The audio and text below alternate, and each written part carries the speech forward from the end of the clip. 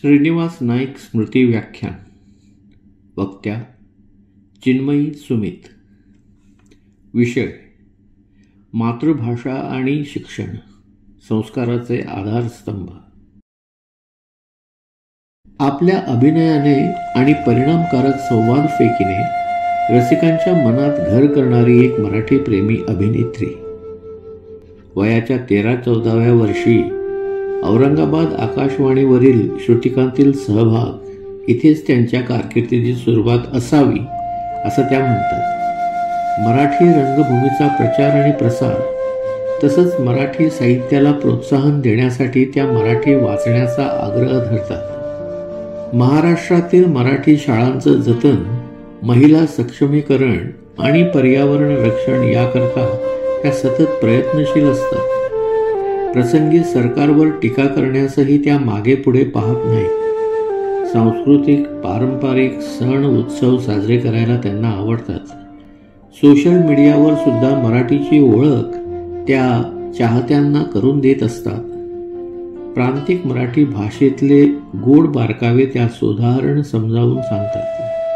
कर्तव्यदक्ष IAS अधिकारी वडील आपल्या वागण्यातून सतत समाज कल्याण आणि आंबेडकरांचे विचार मनावर बिंबवणारी मानसोपचार तज्ज्ञ आई, वाचनाची प्रचंड आवड असणारे आजोबा यांचाही चिन्मयी सुमित यांच्या जडणघडणीत महत्त्वाचा वाटा आहे आणि म्हणूनच अभिनयाबरोबरच इतर सामाजिक उपक्रमांमध्ये त्यांचं सामाजिक भान आणि योगदान प्रकर्षानं जाणवतं.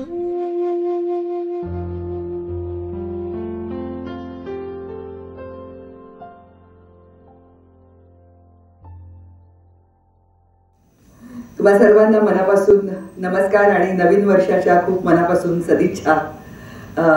ह्या वर्षातला जवळजवळ मला वाटते माझा हा पहिला कार्यक्रम आहे गोव्यातला, आणि जिथे मी मराठी शाळांबद्दल बोलणार आहे, मराठी शिक्षणाबद्दल बोलणार आहे. पण मराठी असं नको करूया, आपण मातृभाषेतलं शिक्षण ह्याच्याबद्दल मी बोलणार आहे. सगळ्यात पहिल्यांदा एक अस्वीकृती म्हणजे सोप्या मराठीत डिस्क्लेमर. ते असं की मी व्याख्याता नाही. मी एक थोडी बहुत नटी आणि खूप जास्त कार्यकर्ती अशी मी आहे. त्याच्यामुळे व्याख्यान ह्या शब्दानेच माझी छाती फार दडपते. त्यात मी आत्ता जेव्हा मला आनंदने आपली निमंत्रण पत्रिका आणि सगळं पाठवलं आणि ह्याच्या आधी ह्या मंचावरती ह्या व्याख्यानमालेत कोण कोण बोलून गेलंय त्यांची नावं जेव्हा मी बघितली तेव्हा मी खरंच सांगते माझी समोर बसून ऐकण्याची तरी पात्रता आहे की नाही ते मला माहिती नाही. अशा वेळेला तुम्ही मला इथे बोलवलेले आहेत बोलण्यासाठी. तर माझे जे काही आई म्हणून किंवा मुलगी म्हणून मराठीतून शिक्षण झालेली एक मुलगी आणि जिने आपल्या मुलांना मराठी शाळेमध्ये धाडलं अशी एक आई, ह्याच्यामधून जे काही माझे अनुभव आहेत त्याच्यातून जे काही संचित माझ्याकडे जमलेलं आहे ते मी तुमच्या बरोबर इथे वाटून घेणार आहे. ते तुम्हाला मी सांगणार आहे. ह्याच्या पलीकडे माझ्याकडून खूप जास्त काहीतरी ज्ञान मिळेल अशा पद्धतीची अपेक्षा कृपा करून करू नका, त्याचं फार दडपण येईल मला. जेव्हा मला इथे असं झालं की ह्या व्याख्यान मला बोलायचंय तेव्हा मी म्हटलं की बापरे काय बोलणार मी तिकडे येऊन, आणि आता मी आणि माझ्या भूमिका वगैरे असं बोलवायला लागले की काय लोक, कारण तसं बोलवायला लागले आपल्याला की मग आपण पुणगाणपणाशी बांधायची की आता चंबू गबाळा आपला आवरा, आता तुमचे रिटायरमेंटचे दिवस आलेत. त्याच्यामुळे त्याची फार भीती वाटली. आणि मग जेव्हा त्यांनी मला सांगितलं विषय तूच सांग, तर मी म्हटलं बापरे हे कसं काय, एवढं तुम्ही मला हुशार समजू नका काही. मी आपली वाक्य बरी बोलते जी मला दिलेली असतात ती, आणि त्याच्यासाठी एक दिग्दर्शक असतो मध्ये, व्याख्यानाला कोण मिळणार दिग्दर्शक. तर त्याच्यामुळे मग मी म्हटलं की नाही तुम्हीच काहीतरी मला एक विषय सजेस्ट करा.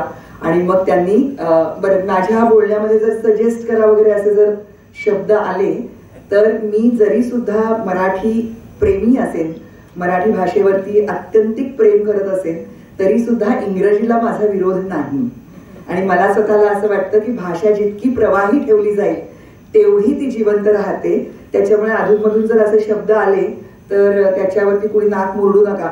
मी गोव्यातही मी विसरूनच गेले. मला उगीच का असं वाटतं की पुण्यातल्या लोकांना जे आपल्याला एक्सप्लेनेशन द्यायचं असेल ते मी देते इथे, कारण तुम्ही सगळेजण इतकी सुंदर रंगीबेरंगी संस्कृती जगणारी माणसं आहात की मी आत्ता राजूला म्हणत होते, राजीव हेदेला मी म्हणत होते की अरे तुमच्याकडे प्रत्येक गावाची नावं सुद्धा 2-2 आहेत, की पारवरीण पण आहे आणि परवरीण ना.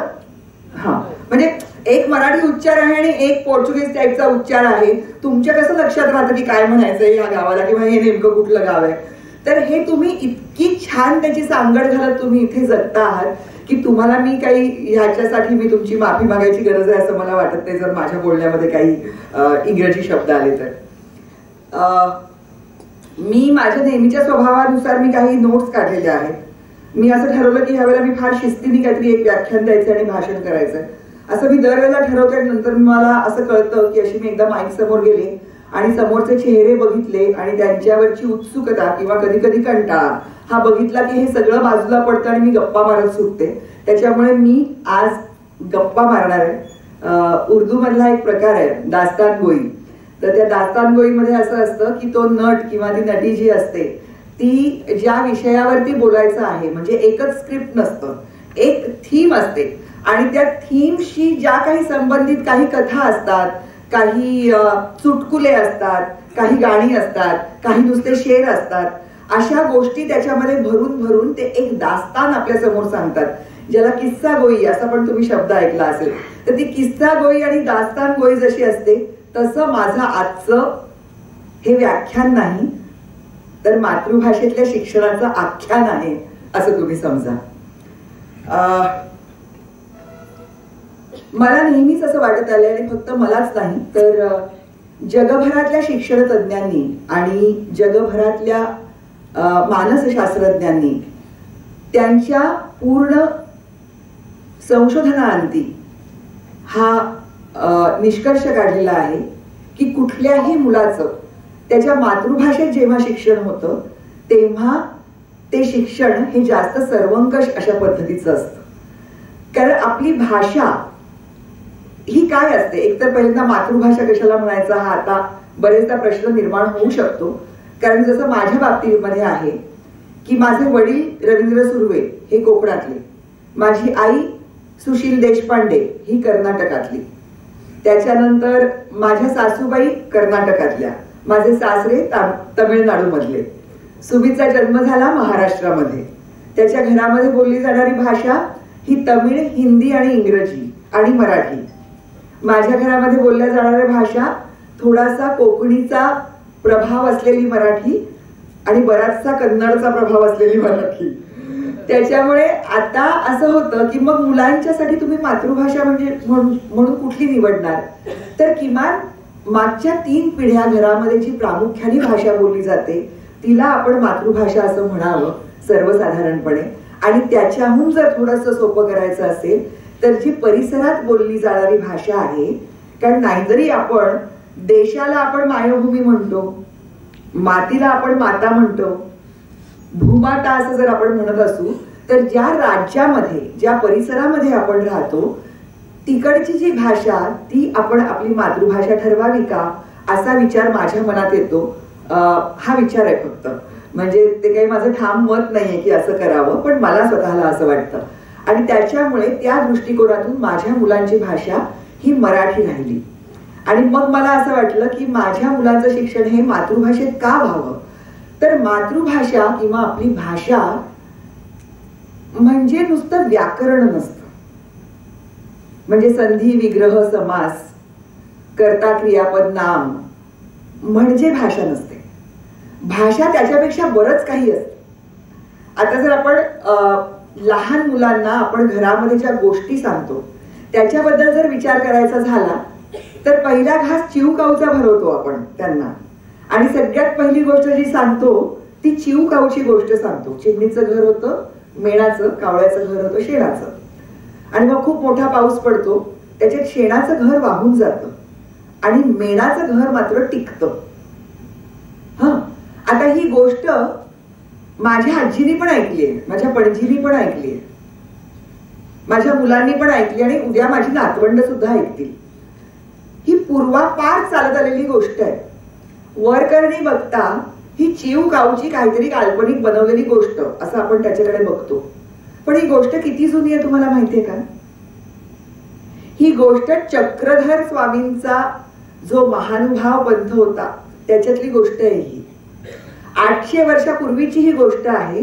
आणि त्याच्याही पूर्वीचा एक दाखला मिळालेला आहे 1200 वर्षापूर्वी गुजरातमध्ये. ही भारतीय आहे म्हणून मी सांगते, म्हणजे अगदी फक्त मराठीत असेल असं नाही, ही भारतीय संस्कृतीमधली गोष्ट आहे. 1200 वर्षांपूर्वी गुजरातमध्ये एका सुरईवरती ही गोष्ट कोरलेली मिळते. त्याच्यामध्ये चित्र आहे त्या गोष्टीचं. तर त्याच्यामुळे आपल्याला जी ही आत्ताची जी गोष्ट वाटतेय ती इतक्या वर्षांपासून चालत आलेली गोष्ट आहे. आणि ती प्रत्येक भारतीय भाषेमध्ये आहे जवळजवळ. म्हणजे एखादी कर्नाटकातली आई पण तिच्या मुलाला ही गोष्ट सांगत असेल आणि मराठी आई पण आपल्या मुलांना ही गोष्ट सांगत असेल. आणि काय आहे त्या गोष्टीमध्ये? त्या गोष्टीमध्ये विज्ञान पण आहे. शेण वाहून जातं, माती वाहून जाते. मेण जे आहे ते पाण्यासमोर तग धरतं, त्याच्यावरून पाणी वाहून जाऊ शकतं. मेण टिकाव धरतं पाण्यामध्ये. हे विज्ञान आहे ना. त्याच्यानंतर ती चिऊ तिच्या बाळाचं काय काय करते त्याचा क्रम आहे.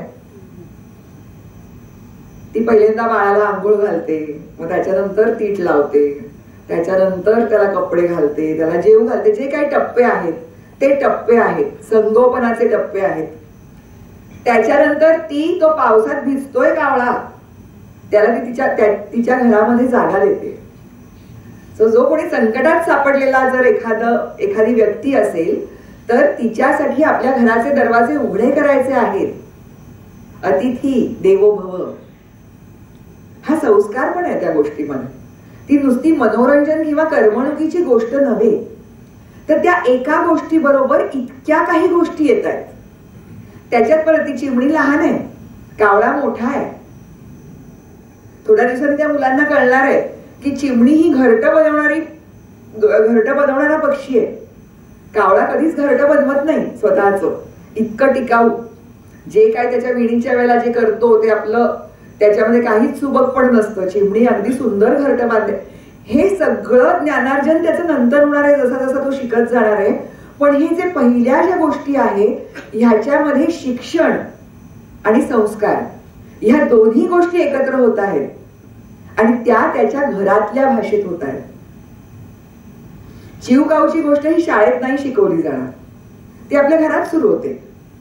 आणि विनोबांचं एक फार सुंदर वाक्य आहे जे मला अतिशय आवडतं शिक्षणाच्या संदर्भातलं. ते म्हणतात की शिक्षण कुठलं सुंदर की शिक्षणामध्ये घर शाळेत घुसलं पाहिजे आणि शाळा घरात घुसली पाहिजे. म्हणजे जे औपचारिक शिक्षण असेल ते फक्त शाळेच्याच 4 भिंतीत व्हायला पाहिजे असं नाही, तर ते शिक्षण अव्याहत चालू असणारी प्रक्रिया असल्यामुळे घरात पण ते मूल शिकत राहिलं पाहिजे. आणि त्याच वेळेला शाळेमधलं वातावरण इतकं अनौपचारिक पाहिजे, इतकं मोकळं आणि छान पाहिजे, इतकं आनंददायी पाहिजे की शिक्षण ही पद्धत कुठेही जाचक न होता ते घरात मूल जसं बागडतं तसं ते बागडत त्यांनी शाळेमध्ये शिकलं पाहिजे. तर ही गोष्ट इतकी सुंदर आहे. आणि ह्या सगळ्या गोष्टी ज्या आहेत त्या आपल्या भाषेतल्या लोकांनी विचार करून आपल्या भौगोलिक परिस्थितीमधल्या विद्यार्थ्यांसाठी काढलेले हे निष्कर्ष आहेत. आजकाल आपण बघतो की पर्यावरणाबद्दल आपण बऱ्यापैकी जागरूक आहोत. मला आज खूप आनंद झालाय की ते पाण्याचा ग्लास ठेवलेला आहे आणि ग्लासमध्ये पाणी भरून ठेवलेलं आहे. प्रत्येक ठिकाणी नाहीतर बिस्लरीच्या बाटल्या मिळतात आणि मी अत्यंत हट्टाने माझी ही बाटली घेऊन सगळीकडे फिरत असते. आणि मला असं वाटतं की हे जे आता आपण काळजी घ्यायला लागलोय ना, पर्यावरणाची आपण काळजी घ्यायला लागलोय, आपण जागरूक व्हायला लागलोय. तुम्हाला जर म्हणजे आता तुम्ही जे सगळेजण बसलेले आपण लोक आहोत, काही छोटी छोटी बाळं वगळता आपण 40च्या तर नक्कीच वरचे लोक आहोत सगळेच जण सरासरी. तुमच्या माझ्या 10व्या वर्षी आपल्याला हा विचार नव्हता पडत की प्लास्टिकची पिशवी वापरायची की नाही, कारण आपण वापरतच नव्हतो. फार क्वचित आपल्याकडे प्लास्टिकच्या पिशव्या असायच्या. आपल्याकडे पिशव्या ज्या होत्या त्या घरातच शिवलेल्या पिशव्या असायच्या. किंवा विकत घेतलेल्या पिशव्या असायच्या, बास्केट्स असायच्या ज्या आपण परत परत वापरायचो. कित्येक मुली त्या बास्केट्स विणायच्या गोष्टी आपण शिकायचो. केनच्या बास्केट्स असायच्या. सगळ्या अशाच गोष्टी होत्या. वाणसामान जे यायचं म्हणजे मला आठवतंय माझ्या घरामध्ये माझी आई कधीही मला वाणसामान भरवायला बसवायची नाही. कारण गुळ साखरे सकट सगळं काही कागदामध्ये गुंडाळून यायचं आणि कागद दिसला की मी तो वाचत बसायचे. म्हणून आई मला ते सामान भरू द्यायची नाही की अर्ध्या तासाचं काम ही 1.5 तासात करेल, हिला नका लावू का आम्हाला, असं म्हणायची आई. कारण पिशव्या पण आपल्या त्याच असायच्या वर्तमानपत्रांपासून बनवलेल्या किंवा त्याच्यामध्ये गुंडाळलेल्या गोष्टी. आणि तो दोरा असायचा त्या किराणा सामानवाल्याकडे असा वरती लावलेला आणि तो असा पटपट पटपट ते बांधून द्यायचा. त्याच्यात पण एक कला असायची. पुड्या बांधण्यामध्ये एक कला असायची, कारण वेलची 25 ग्राम वगैरे अशी आपण आणायचो. त्याच्यामुळे आपलं जगणं इतकं ऑर्गॅनिक होतं. म्हणजे मला माझ्या ज्या शाळेत लहानपणीच्या ज्या आठवणी आहेत, आमच्याकडे सुभद्राबाई नावाच्या एक बाई यायच्या. त्या खूप सुंदर ओव्या गायच्या काय काय.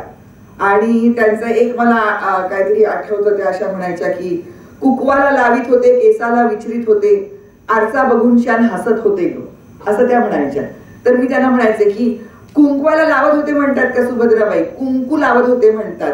केसाला विंचरत होते म्हणतात का? केस विंचरतात. मग त्या मला सांगायच्या तुला माहितीये का एकनाथ बाबाचं आहे हे, भारुडातलं आहे, तुला काय माहिती, असं ते म्हणायचे. तर भाषेचा संस्कार परत तो इथे आला की आपल्या घरात काम करणारे लोक सुद्धा आपल्यावरती कळत न कळत कुठला तरी भाषेचा संस्कार करत असतात. तर आमच्या सुभद्राबाई होत्या त्या राखीनी भांडी घासायच्या. विम पावडर वगैरे असं काही नव्हतं तेव्हा. राखीनी भांडी घासायच्या मागे आमच्या पर्सामध्ये. बरं मी काही अशी गोव्यासारख्या सुंदर ठिकाणी आणि अशा ठिकाणी राहत नव्हते, अगदी शहरी वातावरणात राहत होते. औरंगाबाद सारख्या शहरात मी राहत होते. त्या राखीनी भांडी घासायच्या. ते राखेचं पाणी आणि खरकट सगळं जायचं. तिथे जे आळं केलेलं होतं त्याच्यामध्ये अळू वाढायचा. त्या आळूच्या वड्या व्हायच्या, त्या आळूची भाजी व्हायची. ते 2 वेगळे आळू असायचे.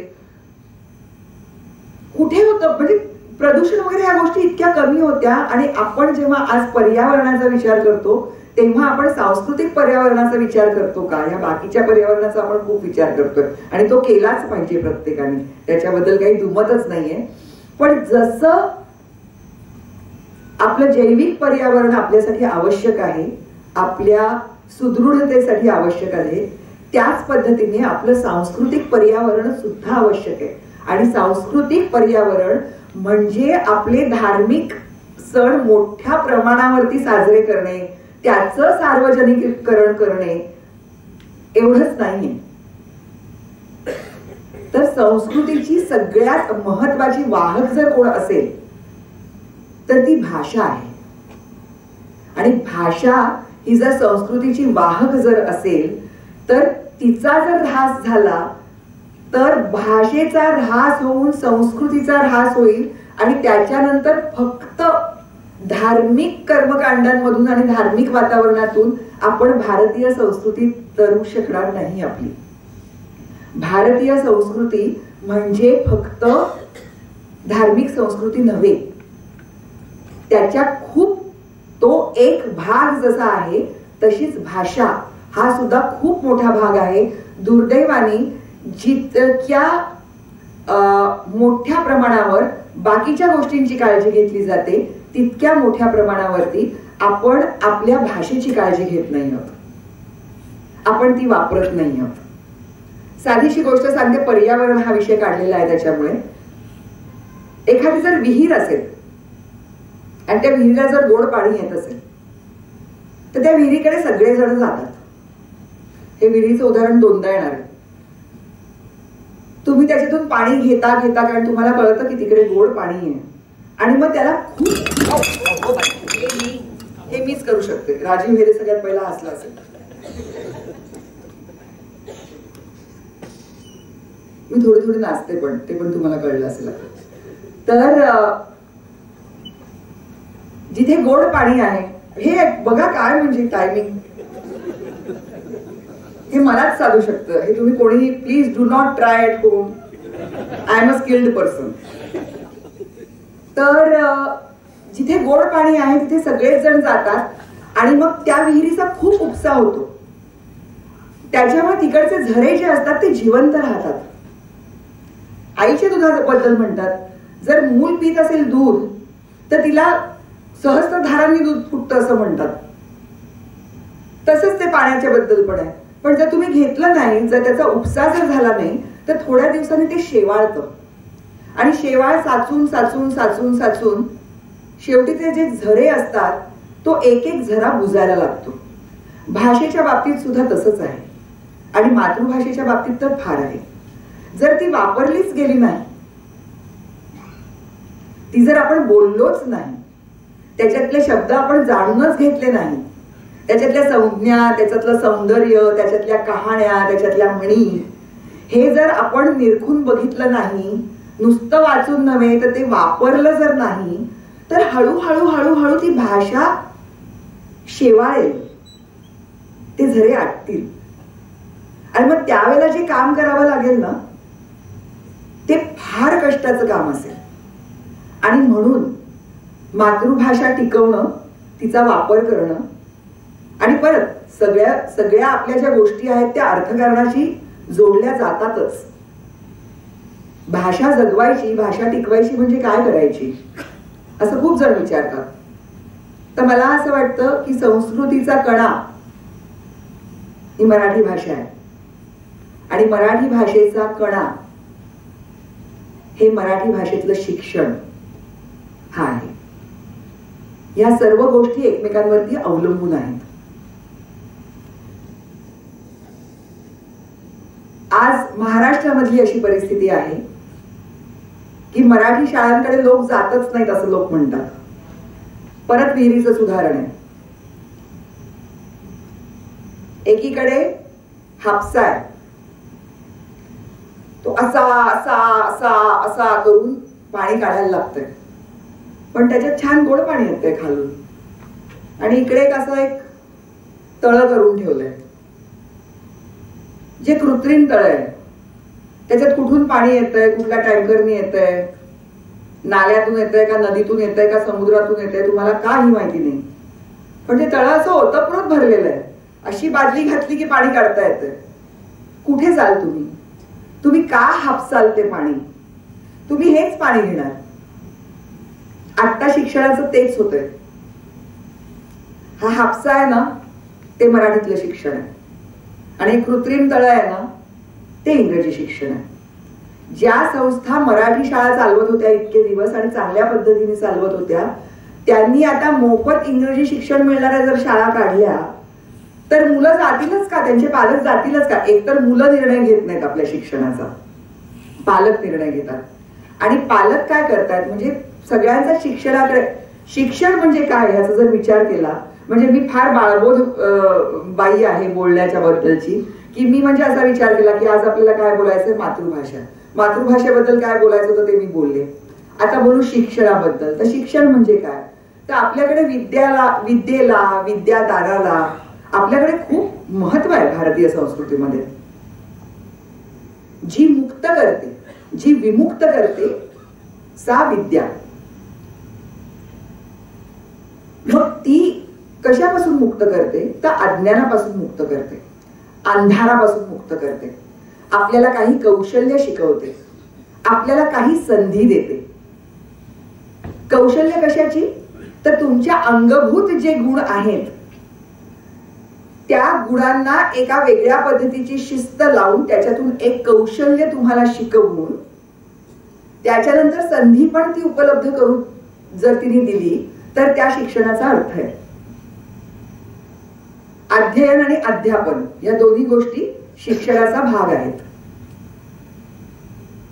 आता आपल्याकडे असं झालंय, आपण इतके यूज अँड थ्रो वाले लोक झालेलो आहोत हळूहळू की आपण प्रत्येक गोष्ट म्हणजे पहिल्यांदा आपलं जे काही आपलं जीवन आहे ते वेदांचा जर विचार करायचा म्हटलं आपण तर कोहम पासून आपलं सुरू झालेलं आयुष्य आहे की आपण प्रश्न विचारतच जन्माला येतो की मी कोण आहे, मग मी असा आहे आणि मी हा आहे, इथपर्यंत आपण शोध घेत राहतो आपला. आता असं नाहीये. ह्याचा उपयोग काय? पर्पज वेगळी गोष्ट आहे, पण ह्याचा उपयोग काय? हे शिकून मला नोकरी मिळणार का? हे शिकून मला पैसे मिळणार का?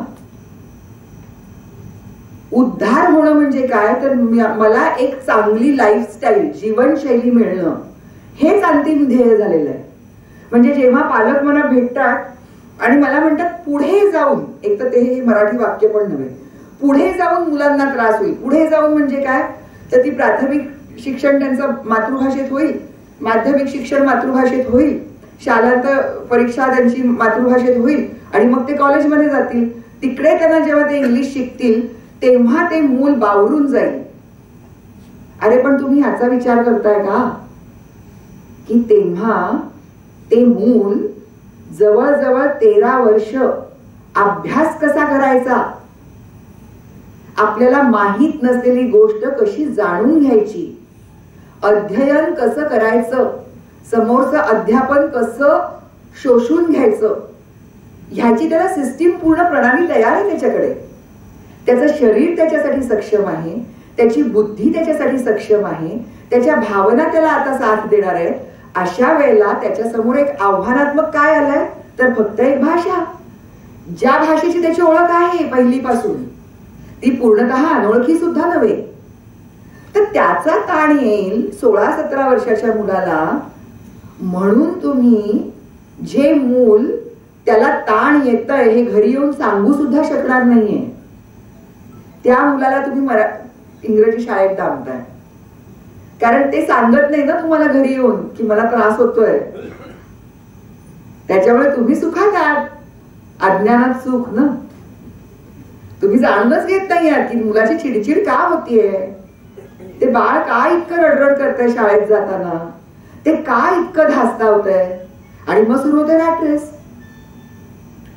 आज माझ्या मजल्यावरती राहणाऱ्या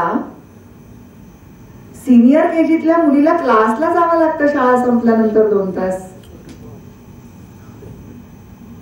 आणि माझी मराठी शिकलेली मुलगी 10वीला सुद्धा कुठल्या कोचिंग क्लासला गेली नाही, कारण त्यांच्या शाळेने सांगितलं की नाही जायची गरज आहे कोचिंग क्लासला, कोणी शाळेतच होईल अभ्यास मुलांचा. हा जो ताण आपण त्या मुलांवरती देतोय की शाळा संपल्यानंतर तुम्हाला शाळेत दिलेला गृहपाठ करण्यासाठी कोचिंग क्लास, मग तो तिकडच्या टीचर्स त्यांचा अभ्यास तिकडे करून घेतात आणि मग टीचर्सना वाटतं की मग यांना घरी तसंच कसं पाठवायचं, म्हणून त्या कोचिंग क्लासचा त्यांना एक थोडासा गृहपाठ घरी करायला देतात. आणि मग ते मूल तो अभ्यास घरी येऊन करतो आणि मग त्याच्यानंतर जर वेळ मिळालाच तर 24 मिनिटं खेळायला जातो किंवा 22 मिनिटं खेळायला जातो. माझ्या खाली त्या मुलाने सांगितलंय I have 22 minutes play time.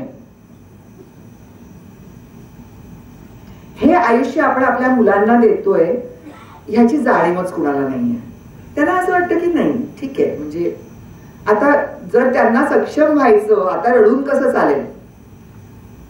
तुम्हाला तुमच्या 4 वर्षाच्या मुलाविषयी असं वाटतं की आता रडून कसं चालेल, यांनी उद्याच्या जगासाठी तयार व्हायला पाहिजे. मग आपल्यातच काहीतरी प्रॉब्लेम आहे. भाषेच्या संदर्भात सांगताना मी जेव्हा मगाशी म्हटलं की भाषा ही काय फक्त मातृभाषा, ही काय फक्त व्याकरण नव्हे.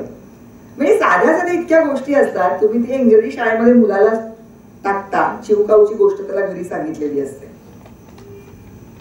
आणि त्याला तिकडे काऊ कुठला कळतो, त्याला कळतं की काऊ हा पुल्लिंगी नाहीच आहे मुळात, काऊ ही स्त्रीलिंगी आहे. आणि काऊ ला 4 पाय आहेत आणि 1 शेपटी आणि 2 शिंग आहेत. तिथेच कन्फ्युजन पहिलं. घरात काऊ जी सांगितली जाते तो काऊ आहे आणि काळा काळा आहे तो, आणि हा इथे आहे, त्याला पंख आहे, तो उडतो आणि त्याचा घास आई आपल्याला भरवते. आणि आई घरामध्ये पूजा असली की बाहेर गाईला जाऊन घास खायला घालते, काऊला देत नाही तो घास. काऊला वेगळा घास देतात वेगळ्या वेळेला, त्यावेळेला मला नेत नाहीत बरोबर. सो त्याचं जे भावविश्व आहे, तो जे जगतो आहे त्याच्याशी संबंधितच नाहीये तो जे शिकतोय ते. ती भाषाच त्याच्यासाठी परकी आहे. सो तो ती संकल्पना पण शिकणार, तो प्राणीच वेगळा आहे हे शिकणार, मग त्या प्राण्याचं नाव शिकणार, मग त्या प्राण्याची उपयुक्तता शिकणार आणि त्याच्या सगळ्या गोष्टी ब्ला ब्ला ब्ला ज्या पुढच्या आहेत त्या तो शिकणार. याच्यावर त्याच्या मनावरती ताण नाही येणार, त्याला विचार नाही करावा लागणार. त्याला एकदा तरी वाटणार ना घरातली आई चुकीची आहे किंवा आजी चुकीची आहे जी काऊचा घास भरवते आणि त्या त्या त्या पर्टिक्युलर एका पक्षाला काऊ म्हणते. हे जगच दोन्ही खूप वेगळं आहे. माझ्या मुलाला जेव्हा मी शाळेमध्ये घातलं तेव्हा तो मला घरी आला आणि तो मला म्हणाला, मी म्हटलं काय रे नीरज, घरात किती शाळेतली मुलं रडत असतात तुझ्या वर्गातली बालवाडीतली, तू नाही रडत, तू कसं नाही रडत? तर मला म्हणाला, अम्मा बाईंच्या साडीला ना तुझ्याच साडीसारखा वास येतो.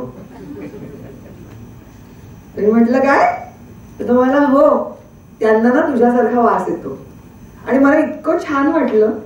म्हणजे या दोन गोष्टी मला कळल्या की माझं बाळ कधीतरी, माझं लेकरू जर रडलं शाळेमध्ये, त्याला जर काही आलं नाही, ते जर उदास झालं तर त्या बाई त्याला मिठी मारतात, त्या त्याला जवळ घेतात. आणि दुसरी गोष्ट म्हणजे त्याला घरासारखं सुरक्षित वाटतं. तो चांगल्या वातावरणात शिकतो, याची पहिली खूण ती पटली.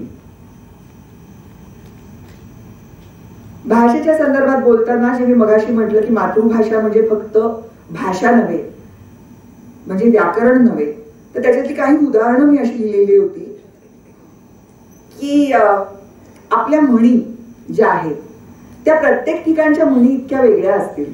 म्हणजे आज गोव्यातल्या जर काही म्हणी जर मी कोकणीमधल्या जर म्हणी जर मी तुम्हाला विचारल्या तर त्याच्यामध्ये भात असेल, त्याच्यामध्ये मासे असतील, त्याच्यामध्ये माडाची उदाहरणं असतील, त्याच्यामध्ये नारळाची उदाहरणं असतील. माणूस कसा तो, फणसासारखा माणूस, हे माझ्या भूगोलातलं आहे. फणसासारखा माणूस हो, वरती काटे पण आतून गोड निव्वळ, किंवा नारळासारखा किंवा कल्पतरू. नारळाचं झाड म्हणजे कल्पतरू हो, त्याचा एक पण भाग घ्या, सगळ्याचं सगळं काहीतरी होतच. हे माझ्या भावविश्वाचा, माझ्या भोवतालचा, माझ्या भूगोलाचा भाग आहे. एक तीळ 7 जणात वाटून खाणे. तर मला लगेच कळतं ना की तिळाचा आकार किती, तो 7 जणात वाटून खायचा म्हणजे काय. पण परत हा संस्कार की 7 जणांमध्ये वाटायचं, जे काही मिळालं असेल ते. बघायला गेलं तर ही फक्त म्हण आहे, बघायला गेलं तर हे शिक्षण आहे, हा वाक्प्रचार आहे, ही म्हण आहे, हे भाषेचा अलंकार पण आहे. मुंगीहून साखर खा, हत्तीहून लाकडं तोडण्यापेक्षा, असं माझी आजी म्हणायची. याच्यात ज्ञान आहे, याच्यात हुशारी आहे, ज्याला आपण असं म्हणतो ना वाईज, वाईज असणं आहे. ऊस गोड लागला म्हणून मुळापासून खायचा नाही, ही जी गोष्ट आहे सीबीएसई ची मुलं नाही म्हणणार ही गोष्ट, आयसीएसई ची मुलं नाही म्हणणारी गोष्ट. माझ्या मुलाचं एक छोटंसं उदाहरण सांगते.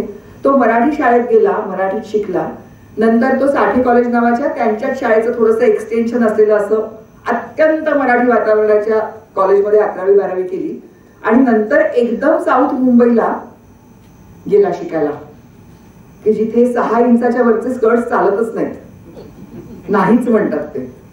आणि मुलांनी फुल पॅन्ट घालायचीच नाही, बर्म्युडातच आंघोळ न करता, केसांना कंगवा न लावता, दाढ्या वाढवून, दात न घासता कॉलेजमध्ये यायला पाहिजे असा नियम आहे तिकडे.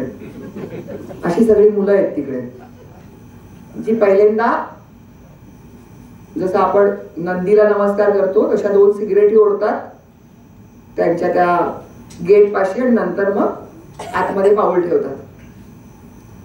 तर अशा सगळ्या वातावरणात एकदम तो पार्लं म्हणजे जवळजवळ सदाशिव पेठच आहे आमची. आनंदला वाईट वाटेल जरा त्यांच्या पुण्याशी नातं सांगितल्यावर, पण तसंच आहे, मिनी पुणे आहे पार्ले म्हणजे. तर तिथून तो एकदम इथे गेल्यानंतर त्याच्यासाठी तो कल्चर शॉक होता थोडासा. आणि त्याच्या ज्या बाई होत्या, त्याच्या ज्या हेड ऑफ द डिपार्टमेंट होत्या BMMच्या, त्या म्हणाल्या की पहिल्यांदा जे आम्हाला एक बक्षीस मिळालं आणि जो एक सगळ्या मुलांनी जल्लोष केला, तर त्यावेळेला तुमचा मुलगा अगदीच कोपऱ्यात उभा राहून नाचत होता छोटा छोटा, आणि त्याला बहुतेक काय रॅग वगैरे करतायत का, तो इथे काही मिक्सअप होत नाहीये. तर लगेच माझ्या नवऱ्याला भयंकर टेन्शन आलं. माझा नवरा हा जास्त आई आहे मुलांची माझ्यापेक्षा. तर तो लगेच त्यांनी मला फोन करून, मी शूटिंग करत होते, तर तो म्हणाला म्हणजे काय आपण नापास पालक आहोत आणि तुला भारी वाटत असतं की तू फार चांगले निर्णय घेतलेले आहेस आयुष्यात आणि लोकांना शहाणपणा शिकवतेस. तो मुलगा बिचारा बावरलाय तिकडे त्या वातावरणात जाऊन वगैरे. म्हटलं अरे थांब थोडे दिवस, तर आपण जरा जाऊयात का काउन्सिलरकडे वगैरे, असं लगेच सुमितनी मला फोन केला.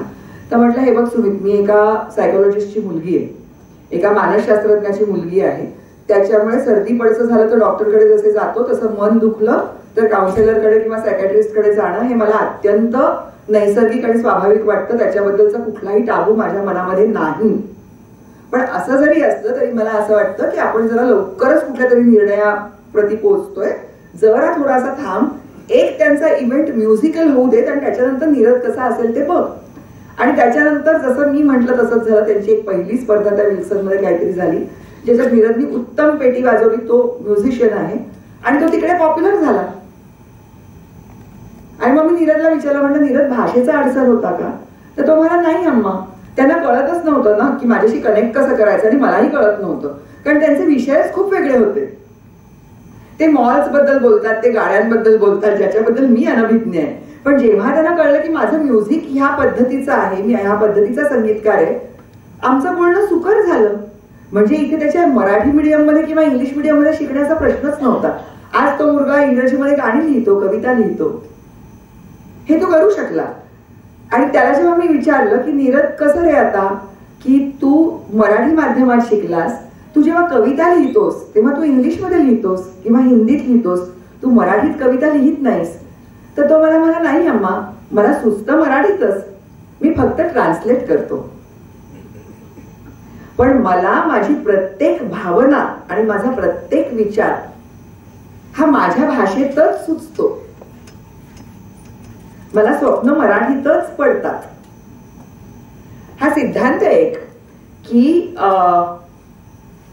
एखादी व्यक्ती जर कोमामध्ये गेली किंवा स्ट्रोक मध्ये भाषांचं ज्ञान जे केंद्र असतं ते जर आपलं अफेक्ट झालं तर थोड्या काळाने थेरपी नंतर सगळ्यात पहिल्यांदा तुम्हाला जी भाषा आठवते, ज्याची तुम्हाला स्मृती परत प्राप्त होते, ती तुमच्या मातृभाषेची असते.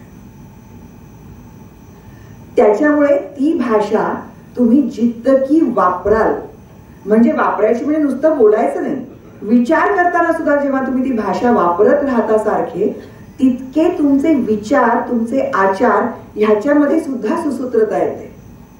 साधीशी गोष्ट आहे की कुणीतरी कुणाला तरी काहीतरी बोललं आणि त्यांनी एक चपराक मारली त्याला, जीवाचा संताप झाला, एक मुस्काळत मारली.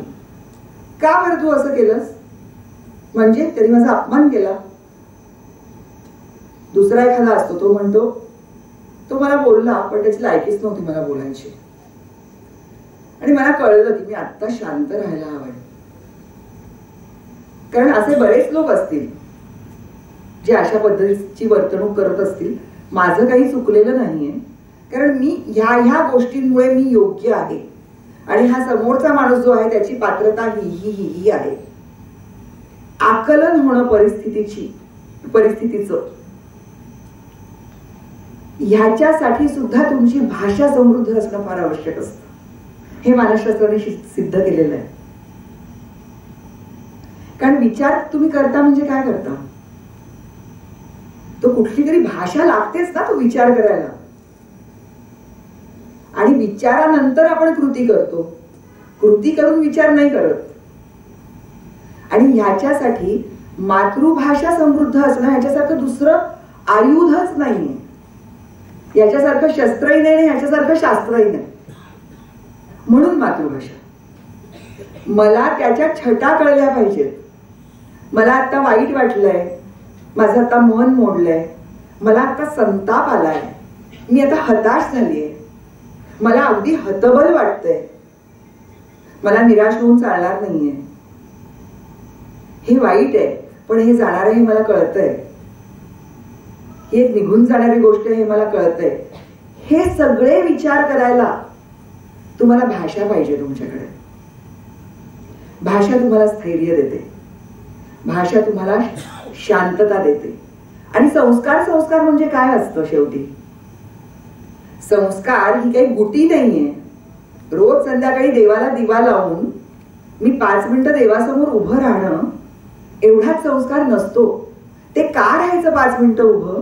कारण दिवसातला कुठला तरी वेळ 5 मिनिटं शांत राहा बाबा. सतत काहीतरी करत असतोस, सतत डोक्यात काहीतरी चालू असतं. 5 मिनिटं शांत उभा राहा. संस्कार कुठला असतो की मी खातोय, मला जेवण मिळालंय, घरातल्या सगळ्यांना मिळालंय का, सगळेजण नीट जेवतायत का, घरात काम करणारी ताई जेवली का. हे जर आई विचारत असेल की घरात काम करणारी ताई, अरे तुम्ही चॉकलेट्स मागवताय तुमच्यासाठी, तिच्यासाठी पण 2 मागवा, हे जेव्हा आई सांगते तेव्हा तो संस्कार असतो. तुम्हाला वाटतं की ती छोटीशी गोष्ट आहे, पण तो संस्कार असतो. माझा मुलगा आणि मुलगी जेव्हा शाळेत जात होते त्यांच्या, तेव्हा सुमितनी स्कोडा नावाची गाडी घेतली होती. ती आमची पहिली लक्झरी कार. तर सुमितला खूप कौतुकाने असं वाटलं की मुलांना शाळेत सोडायला जावं, आणि त्यांनी नीरजला आणि दियाला म्हटलं की चला आम्ही तुम्हाला सोडतो आज शाळेमध्ये शूटिंगला जाता जाता. त्यांचे रिक्षावाले काका त्या दिवशी आले नव्हते. तर नीरजनी सांगितलं, ते दोघेजण काहीतरी कुजूबुजू बोलत होते मागे. तर सुमित मला काय डिस्कशन चाललंय तुमचं. तर त्याला सुमितला उगीच असं वाटलं की ते म्हणत असेल की काय मस्त गाडी आज आपू सोडायला येतोय वगैरे. माझं फोन आहे ना, माझं ते नाही, हा माझं नाहीये, मस्त आहे ट्यून, नाही माझं नाही आहे. मी ते माझी पर्स ठेवली पण नाही माझ्याकडे, अजिबात तुम्ही सगळे असे बोलू नका. असू दे, जाऊ दे, छान आहे म्युझिक. हे अनिवार्य आहे, हे व्हायलाच लागतं. हे तर आता साधं छोटं भाषण आहे, नाटकात सुद्धा ऐकलेत मी आवाज त्यात काय. हा, तर त्याला असं वाटलं की ते मुलं बोलत असतील की किती छान आपला अप्पू आपल्याला शाळेत सोडायला येतोय वगैरे घेऊन जाऊन. तर तो असं खुशारकीने तरी विचारलं काय बोलताय वगैरे असं. तर ते म्हणाले की नाही, आम्हाला जरा आदल्या गल्लीत सोड. सुमित म्हणाला का, मला नाही, आम्ही नाही स्कोडातून आमच्या शाळेत उतरणार. मला रिक्षातून जायला पण लाज वाटते. सगळी मुलं चालत येतात, कारण मराठी शाळांमध्ये फक्त आता जी मुलं आहेत ती कामगार वस्तीतली मुलं आहेत आणि त्यांच्याकडे स्कोडा गाडी नाहीये. तर माझ्या मुलांना वाटलं की नाही, हा दिखाऊपणा करू आपण हे करू नये. त्यावेळेला दिया 2रीत होत नाही, दिया 1लीत होती आणि नीरज 4थीत होता. हा संस्कार आहे शाळेने दिलेला. हा मी दिलाय की ते मला माहिती नाही, पण माझ्या शाळेमध्ये कुठल्या वर्गातली माणसं येतात, मुलं येतात आणि मला त्यांच्याशी मित्रता ठेवायची आहे हे त्यांनी ठरवलं होतं, मैत्री ठेवायची. आता पुढचं जे मी एक उदाहरण नीरजच सांगणार आहे, कदाचित काही लोकांचं ह्याच्याबद्दल दुमत असेल, कुणाला ते आवडणारही नाही कदाचित, पण तरी सुद्धा मला ते आवडलंय म्हणून मी सांगणार आहे. प्रत्येक वेळेला एप्रिल मे मध्ये बऱ्याच मुलांच्या मुंजी व्हायच्या वर्गामध्ये, आणि मग ती मुलं जेव्हा यायची तेव्हा ती कॅप घालून यायची मुलं. नीरजच्या आजी आजोबांचं असं म्हणणं होतं की 8 वर्षाच्या आधी जर मुंज केली तर कुठला मुहूर्त बघायला लागत नका, 8 वर्षाच्या आधी ती करायची असते. माझं म्हणणं असं होतं की त्यावेळेला एक तो संस्कार जो होता, 16 संस्कारांपैकी एक संस्कार हा विषय म्हणून हा विषय काढते. तर जे काही 16 संस्कार आपल्याकडे मानलेले आहेत त्याच्यामधला मुंज हा एक संस्कार आहे. त्यावेळेला पद्धत काय होती की एका विशिष्ट समाजातली मुलंच फक्त शिकायला जात होती. 8व्या वर्षी ती गुरुगृही शिकायला जायची. त्यावेळेला त्यांची सगळी इनिबिशन्स, त्यांची सगळी लाज, त्यांना वाटणारा संकोच हा गळून पडावा म्हणून त्यांनी ती छाटी घालायची. भिक्षा पात्राने त्याच्या आईकडे पहिल्यांदा भिक्षा मागायची. शेवटचा आई मांडीवरती बसवून त्याला घास घालते. ह्या सगळ्या गोष्टी त्यावेळेला अत्यंत सुयोग्य होत्या की त्याचं तोपर्यंत त्यांनी जी काही केसांची झुलपं वाढवलेली असतील ते सुद्धा काढून टाकायचं की आता तुला असं राहायला लागेल. तिथे कोण तुमचं शॅम्पू आणि कंडिशनर करणार आहे, त्याच्यामुळे ते पण काही मेंटेनन्स होणार नाही. त्याच्यामुळे ह्या सगळ्या गोष्टी करायच्या आणि मग तो मूल त्याला कळायचं की आपल्या आयुष्यातला हा एक टप्पा संपलेला आणि दुसऱ्या टप्प्यामध्ये आपण प्रवेश करतोय. आज मुलं पण शिकतात, मुली पण शिकतात, सर्व समाजातल्या सर्व मुलं आणि मुली शिकतात. त्यावेळेला जर हा संस्कार थोडासा कालबाह्य वाटत असेल तर तो करावा का, पण हा प्रत्येकाचा प्रश्न आहे, प्रत्येकाची आवड निवड आहे, प्रत्येकाचा विचार आहे. पण जेव्हा नीरजला असं विचारलं तेव्हा नीरज मला म्हणाला की नाही, मला नाही. तर मी म्हटलं, माझ्या सासूबाईंना मी म्हटलं की मला स्वतःला असं वाटतं की ह्या पद्धतीचं कुठलंच डिस्क्रिमिनेशन कुठे असू नये. जर मुलाची करायची तर ती मुलीची पण करावी, आणि जर ती देशपांडे आडनावाच्या मुलाची करायची तर ती कांबळे आडनावाच्या मुलाची पण करावी आणि ती जाधव आडनावाच्या मुलाची पण करावी. त्याच्यामध्ये परत ह्यांच्यात चालतं आणि त्यांच्यात नको असं कुठलंही डिस्क्रिमिनेशन असेल तर ती गोष्ट मला करायची नाही असं मी म्हणत होते. पण तोही विचार मी माझ्या मुलांवरती लादलेला नव्हता. नीरजला विचारलं तर नीरज मला म्हणाला की नाही, मला छोट्या वर्गाचा भाग व्हायचा नाही, मला मोठ्या वर्गाचा भाग व्हायचा, मला मुंज करायची नाही. आणि मी त्याला खूप सांगितलं होतं की वरात असते, असं असतं, तसं असतं. हे विचार करण्याचं जे आहे ना, की मला ह्याचा भाग व्हायचंय का मला त्याचा भाग व्हायचंय, निरीक्षण करणं की हे असं आहे. मग दियाची मुंज करणार का, माझं आयुष्य होम करणार. नीरज 1 वर्षाचा झाला तेव्हा त्याचा आयुष्य होम केला. तो फक्त मुलांचा होतो साऊथ इंडियन लोकांमध्ये, मुलगे, मुलांचा म्हणजे मुलगे. माझ्या सासू सासऱ्यांनी मुलीचा पण केला का, तिला पण पाहिजे ना, मोठं आयुष्य तिला पण मिळू देत की, म्हणून तिचाही केला. सो ही वर्गीकरण कधी करायचं कधी करायचं नाही, सर्वसमावेशक कधी असायचं कधी नसायचं, ह्या सगळ्या गोष्टी ज्या आहेत त्या मराठी माध्यमात मुलं जेव्हा शिकत होती, मराठी माध्यमाने त्यांना ह्या गोष्टी दिल्या असं नाही, पण विचार करणं, इंट्युशन्स येणं, विचार करणं, तर्कसंगती लावणं, ह्या ज्या गोष्टी आहेत ह्या तुम्ही जेव्हा मातृभाषेत शिकता तेव्हा तुम्हाला तर्क वितर्क, आणि ही आपली भारतीय संस्कृती आहे. आपण वादाला कधीच घाबरलेलो नाही आहोत. उलट वाद, चर्चा, खंडन, मंडन ही आपली परंपरा राहिलेली आहे. आणि हे जर करायचं, विनोबांचंच परत एक वाक्य आहे की माझ्या समोरचा विद्यार्थी मला एक वेळ निरुत्तर झाला तर चालेल, पण तो निप्रश्न होता कामा नये. जेव्हा इंग्रजी माध्यमामध्ये आपण आपल्या मुलांना घालतो तेव्हा आधी ती शब्द जुळवतानाच की मला बाईंना हे विचारायचंय, मी शूला जाऊ का हे विचारता येत नाही मुलांना, की त्याला वॉशरूम म्हणायचं का लू म्हणायचं का रेस्टरूम म्हणायचं. ह्या गोंधळामध्ये शू होऊन जातीये. आमची मराठीतली पोरं लगवील जाऊ का बाई असं विचारतात आणि जातात, किंवा नुसतं असं करतात. अतिच हुशार असतात, बोलायचे पण कष्ट घेत नाहीत. एका लिंग्विस्टनी एक निष्कर्ष काढलाय की जेव्हा 8 वर्षाच्या आधी जेव्हा मूल वाचायला जेव्हा शिकत असतं तेव्हा त्याचा अटेन्शन स्पॅन हा 12 सेकंदांचा असतो. जी भाषा माझ्या ओळखीची आहे ऑलरेडी, ऐकून, चिवगावच्या गोष्टी ऐकून, घरातल्यांच्या गोष्टी ऐकून, जी भाषा माझ्या ओळखीची आहे त्याचा अक्षरबोध व्हायला, ते लिखित स्वरूपात जेव्हा माझ्या समोर येतं तेव्हा ते समजून घ्यायला मला 12 सेकंदांपेक्षा कमी वेळ लागतो. पण जेव्हा ती भाषा माझ्या परिचयाची नाही, ती सतत माझ्या कानावरती पडणारी नाही, तेव्हा त्या भाषेचा अक्षरबोधच व्हायला मला 12 सेकंदांपेक्षा जास्त वेळ लागतो. आणि मग अक्षरबोध होईपर्यंत मी पहिला शब्द काय वाचलाय त्या वाक्यातला त्याचं मला विस्मरण होतं. म्हणजे तुम्ही लक्षात घ्या की जी भाषा माझी नाही ती भाषा शिकताना, त्याचे पहिले धडे गिरवताना त्या बालकाच्या मनावरती केवढं मोठं ताणाचं ओझं आपण देतोय. ह्याच्यातून ते शिकणार कधी, त्याच्यातून ते शिक्षण एन्जॉय कधी करायला लागणार. म्हणजे जर आपण सतत म्हणत असू की आपला जो आटापिटा आहे तो मुलांच्या आनंदासाठी आहे, तर हा आनंद आपण त्यांच्या पदरात घालतोय का? छान युनिफॉर्म, छान स्कूल बस आणि एअर कंडिशन्ड वर्ग म्हणजे आनंद नसतो. दिया शाळेमध्ये जायची आणि रोप मलखांब करायची, तेव्हा त्या स्पर्धांना जाऊन यायची. मग मी तिला म्हणायचं की अगं कालच स्पर्धा करून आलीस, दमली असेल, कशाला जातेस शाळेत, आज एक दिवस आराम कर. तर मला म्हणायची नाही मी करेन ना, शाळेत आराम करेन मी.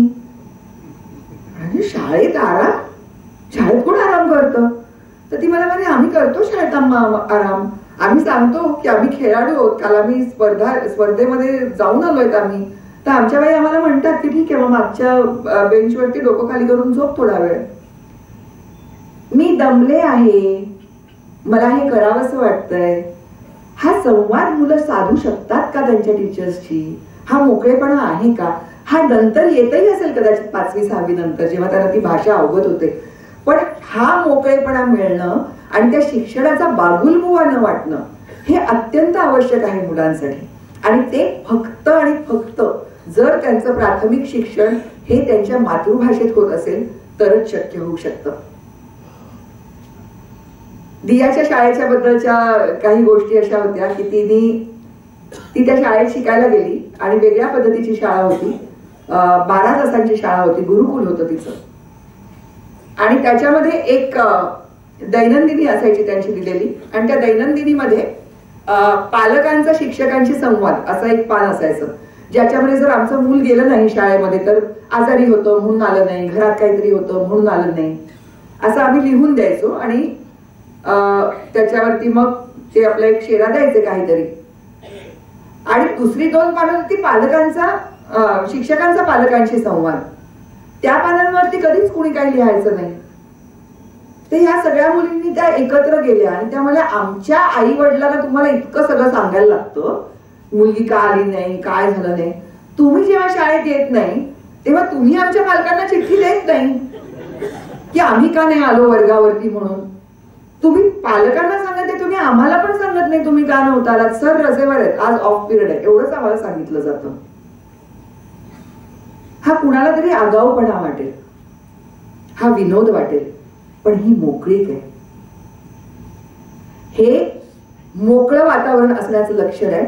आणि ते मोकळं वातावरण त्यांना ह्याच्यामुळे मिळतं की त्यांचे शिक्षक ते आणि त्यांचा शाळेचा जो सगळा परिसर आहे त्याच्यामध्ये एकच भाषा बोलली जाते.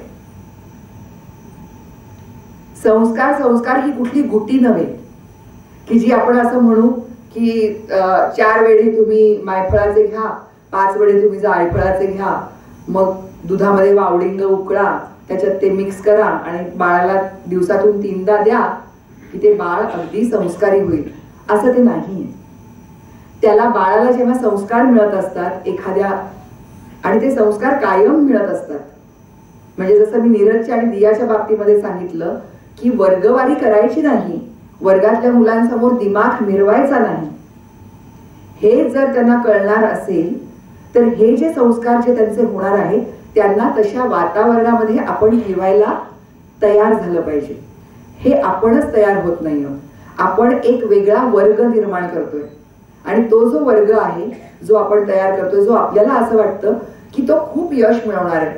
म्हणजे आत्ता परवाच्या शाळेत मी गेले होते, मी नेहमी माझ्या भाषणांमध्ये हे सांगते की भाषण हे नेहमी एकतर्फी असतं. मी काहीतरी बोलत राहते आणि तुम्ही सगळेजण ऐकत राहता, पण बरेचदा असं होईल की माझे काही मुद्दे असतील जे तुम्हाला अजिबातच पटणार नाही, तुम्हाला त्याच्यावरती टीका करावीशी वाटेल किंवा तुम्हाला असं वाटेल की हे मत तिच्यापर्यंत पोहोचलं पाहिजे कारण तिने जे मगाशी मत जे मांडलं ते काही मला फार योग्य वाटलं नाही, असं असू शकतं. किंवा कदाचित असं असतं की एखादा जेन्युइन प्रश्न असतो. म्हणजे मला कित्येक लोक असा प्रश्न विचारतात. एका परिषदेमध्ये असं एकाने मला प्रश्न विचारला की आमची तर खूप इच्छा असते का, म्हणजे पुरुष प्रेक्षकाकडून प्रश्न आला होता श्रोत्याकडून की आमची तर खूप इच्छा असते हो मुलांना मराठी शाळेत घालायचं, घरातल्या बायकाच ऐकत नाही, त्याची मम्मीच ऐकत नाही. ती म्हणते नाही नाही काय झालं तरी मुलाला इंग्लिश मीडियम मध्येच घालायचं. मी म्हटलं ठीक आहे, संध्याकाळी स्वयंपाक काय आहे आज घरी? तर ते म्हणाले काय? म्हटलं बरं जाऊ दे, संध्याकाळला अजून वेळ, आज सकाळी स्वयंपाक काय होता घरी? तर म्हणाले मासे आणि भात. म्हटलं कुणाला आवडतो मासे आणि भात? बायकोला. नाही म्हणाले मला आवडतो. म्हटलं मग तिथे स्वतःच चालवता की नाही? लास्ट साडी कधी घेतली बायकोला? लास्ट गिफ्ट कधी दिलं बायकोला? ह्या सगळ्या गोष्टींमध्ये स्वतःची मर्जी चालवता की नाही? पण शाळेत मराठी घालायचं का इंग्लिश ह्याच्या वेळेला मात्र म्हटलं हे तुमचा व्यवहार आहे तुमचा हा, की तिची ती एक गोष्ट ऐकायची की इंग्रजी माध्यमामध्ये मुलाला घालायचं आणि त्याच्यानंतर 1760 गोष्टी स्वतःच्या मनासारख्या करायच्या. तर असं बरेचदा मी सगळ्यांना सांगते की तुमच्या मनात जो काही छोटा प्रश्न असेल, जो मी ऍड्रेस करू शकत असेल, ज्याच्याकडे कदाचित माझ्या जगण्यातून मला एखादं उत्तर जर मिळालं असेल, कारण मी मराठी शाळेतल्या मुलांची पालक आहे, तर मी त्याचं नक्की उत्तर देईन. पण हे सगळं सांगितल्यानंतर भाषेचं महत्व, मातृभाषेचं महत्व आणि शिक्षणाचं महत्व, मला असं वाटतं की ह्याच्यातला कुठला तरी संबंध जो काय आहे तो मी काही असा विशिष्ट पद्धतीने विशद करून सांगायला पाहिजे असं नाही. पण माझं स्वतःचं मत असं होतं की माझ्या मुलांनी मराठी शाळेमध्ये जावं. ह्याचं एक वैयक्तिक कारण असं होतं, त्याच्या मागे भावनाही होती आणि विचारही होता. आपण आपल्या मुलांना घरातला काही ऐवज देऊ इच्छितो जो आपल्याला आधीच्या पिढीने दिलेला असतो. त्याच्यामध्ये दागदागिने असतात, एखादा आजीचा शालू असतो, एखादी आजोबांची गोधडी असते, कुणाकडे तरी तरखडकरचं एखादं पुस्तक असतं. कुठली तरी गोष्ट मिळालेली आपली जी असते ती आपल्याला असं वाटतं की मला माझ्या मुलाला द्यायची आणि माझं मूल त्याच्या मुलाला देईल. तसं मला असं वाटत होतं की मी ज्या इतक्या कविता वाचल्यात, इतक्या गोष्टी मी ऐकल्यात, ज्या मुलांना सांगितल्यात, त्या त्यांना पुढे वाचता त्यांच्या याव्यात, त्यांना त्यांच्या मुलांना सांगता याव्यात आणि हे अव्याहतपणे चालू राहावं. आणि मुलं काय नवीन शिकून येत आहेत त्यांनी माझ्यातही काहीतरी भर पडावी, अशा एका अत्यंत व्यक्तिगत भावनेमधून मी माझ्या मुलांना मराठी शाळेमध्ये घातलं. त्यावेळेला प्रत्येक तुकडीमध्ये एका वर्गाच्या 5-5, 6-6 तुकड्या असायच्या आणि त्या प्रत्येक तुकडीमध्ये 60-65 मुलं असायची. 4 वर्षामध्ये त्या शाळेची परिस्थिती एका वर्गाच्या 2 तुकड्यांवरती आली. आज त्या शाळेची परिस्थिती एका वर्गाची 1 तुकडी आणि त्याच्यामध्ये 35 मुलं अशी आहे. आत्ता म्हणजे इष्टापत्ती असा एक मराठी मधला शब्द आहे. इष्टापत्ती म्हणजे काय म्हणू बरं, ब्लेसिंग इन डिस्गाइज. हा, म्हणजे आपत्ती तर आहे, संकट, पण चांगलं संकट. कोविडच्या काळामध्ये असं झालं की इंग्रजी शाळांच्या ज्या भरमसाठ फिया होत्या त्या न भरल्यामुळे पुण्याच्या काही शाळांमध्ये बाउन्सर्स आले आणि त्यांनी पालकांवरती लाठीमार केला आणि अशा बऱ्याच घटना महाराष्ट्रात बऱ्याच ठिकाणी घडल्या. आणि त्यावेळेला लोकांना जाणवलं, बऱ्याच लोकांच्या नोकऱ्या सुटल्या, अर्थार्जनाचे मार्ग खुंटले. त्यावेळेला लोकांना असं वाटलं, कारण माझ्या मुलांचं मला वाटतं 10वी पर्यंतचं शिक्षण 10,000 हजार रुपयांमध्ये झालेलं आहे दोन्ही मुलांचं. तर त्याच्यामुळे मग त्यावेळेला लोकांना असं वाटलं की मग हे शिक्षण द्यावं का मुलांना. आणि मग परत आता हळूहळू मराठी शाळांकडे मुलं यायला लागलेत. हे कितपत योग्य आहे अयोग्य आहे याच्याबद्दल मी चर्चा करत नाही, कारण माझ्यासारख्या कार्यकर्तीला संख्याबळ फार महत्वाचं असतं. आणि म्हणूनच आज ह्या विषयावर बोलताना माझ्या समोर तुम्ही इतके उत्सुक आणि इतके मनापासून ऐकणारे लोक इतक्या संख्येत आहात, ह्याचं मला खरंच मनापासून खूप खूप बरं वाटतं. मला वाटतं मी जवळजवळ मला ज्या काही बोलायच्या गोष्टी होत्या भाषेबद्दलच्या, संस्कारांबद्दलच्या, शिक्षणाबद्दलच्या, की शिक्षण कसं असावं, आदर्श शिक्षण कसं असावं. खरं तर आदर्श शिक्षण अशी कुठली गोष्ट नसते, पण मला असं वाटतं की जर शिक्षणाची माझ्यापुरती जर व्याख्या करायची असेल तर कला, कौशल्य, संधी ह्या सगळ्यांबद्दलचं एक वेगळं वातावरण देणारी आणि ते वातावरण सहज सहज म्हणजे जे आपसुक जन्म घेणारे, जे ओढून ताणून नाही, जे रासायनिक नाही, ज्याच्यावरती कीटकनाशकांचा फवारा केलेला नाही, इतकं जे ऑर्गॅनिक आहे, जे सेंद्रिय आहे, अशा पद्धतीचं शिक्षण हे आदर्श शिक्षण असतं. आणि ते शिक्षण हे फक्त आणि फक्त मातृभाषेतच घडू शकतं. मग ती मातृभाषा मराठी असो, कोंकणी असो, गुजराती असो, कन्नड असो. या संदर्भातली एक गोष्ट सांगायची म्हणजे बरीच राज्य आहेत ज्यांनी द्विभाषा धोरणं अंगीकारलेली आहेत, स्वीकारलेली आहेत. तामिळनाडूमध्ये जर तुम्ही कुठल्याही सरकारी आस्थापनेत गेलात तर तिकडे तुम्हाला इंग्रजी बातम्या ऐकतायत लोक असं दिसणारच नाही. सगळीकडे ज्या प्रादेशिक भाषा आहेत त्यांच्यामध्येच बातम्या लावल्या जातात. तिकडच्या सरकारी अधिकाऱ्यांना कुठल्याही गोष्टी ह्या इंग्रजीमध्ये जरी असतील तरी त्यांना त्या हस्तलिखित पद्धतीने खाली त्यांच्या भाषेत लिहून त्यांनी लोकांना सूचना द्याव्यात असं सांगितलेलं असतं. हे मॅन्डेटरी केलेलं आहे. फक्त महाराष्ट्रात तशी पद्धत नाही. पण ज्या वेळेला आपण सगळे लोक, वेगवेगळ्या राज्यातले लोक आपल्या प्रादेशिक भाषेची अस्मिता जागी राहावी म्हणून पहिल्यांदा प्राथमिक शिक्षण हे त्या भाषेत घडावं याच्यासाठी प्रयत्नशील राहतील, संख्येने एकत्र येतील आणि त्याच्यासाठी प्रयत्नशील होतील, तेव्हाच सर्व प्रादेशिक भाषा ज्या तिथल्या लोकांच्या मातृभाषा आहेत त्यांना उत्तम दिवस येतील. कारण भाषा ही गोष्ट अशी आहे की असं म्हणतात, इंग्रजीला आपला विरोध आहे का, तर अजिबात नाही. ग्लोबली सगळ्यात जास्त बोलली जाणारी ती भाषा आहे. बरं, भाषा ती ज्ञानभाषा आहे का?